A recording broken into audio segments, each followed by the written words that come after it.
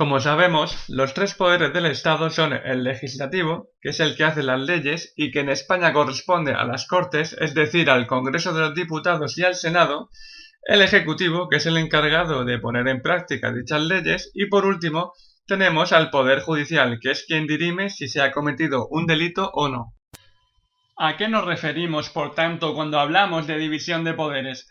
Pues a que estos tres poderes no dependan el uno del otro, sino que sean independientes entre sí y se vigilen constantemente para que ninguno de ellos cometa un abuso de poder. La pregunta que aquí nos interesa es, ¿hay división de poderes en España?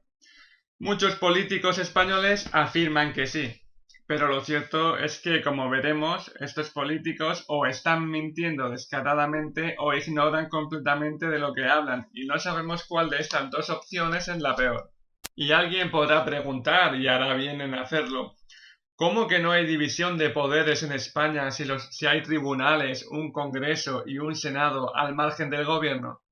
A tal pregunta es necesario responder que no hay que confundir división de poderes con división de funciones. Incluso en las monarquías absolutas o durante el franquismo existían tribunales y unas cortes. Es normal, pues un solo individuo no puede ocuparse de toda la administración de un Estado.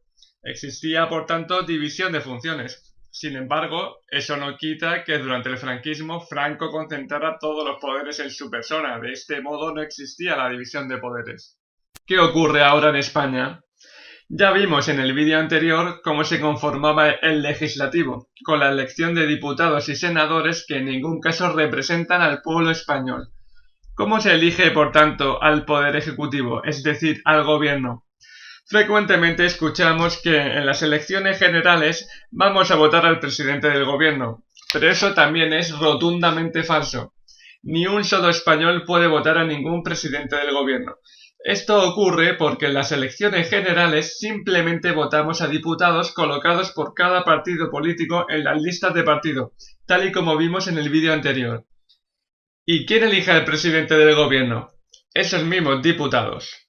¿Y a quién creéis que van a votar como presidente esos diputados? A quien su jefe diga, ya sea a él mismo o a otro jefe de partido con el que se haya llegado a un acuerdo. Es decir, son los diputados del poder legislativo escogidos y controlados por los diferentes partidos políticos los que eligen al presidente del gobierno, que es el jefe del partido político que ha conseguido la mayoría.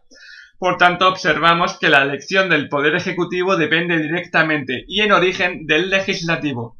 Solo con este paso ya queda manifiestamente claro que no existe división de poderes, pues el ejecutivo es nombrado directamente por un legislativo nombrado y controlado por los partidos políticos.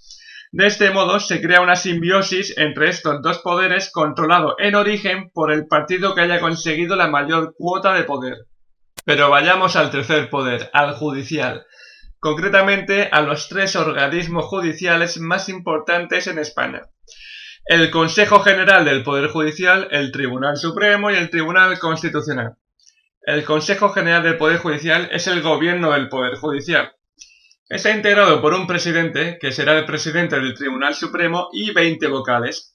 Estos 20 vocales están elegidos por las Cortes Generales, es decir, el legislativo, que está conformado por los diputados elegidos por los partidos políticos. El presidente del Consejo General del Poder Judicial y del Tribunal Supremo es elegido por estos mismos vocales. Por tanto, observamos ya cómo uno de los órganos judiciales no es independiente, sino que depende directamente del legislativo. Sigamos, pues. El Tribunal Supremo. Al igual que ocurre con su presidente, el resto de sus miembros es elegido por los vocales del Consejo General del Poder Judicial. Y recordemos que estos vocales son elegidos por las Cortes Generales, es decir, por el legislativo. Por su parte, el Tribunal Constitucional está compuesto por 12 miembros, 4 de ellos elegidos por el Congreso de los Diputados, 4 de ellos elegidos por el Senado, 2 de ellos elegidos por el Consejo General del Poder Judicial y 2 por el Gobierno.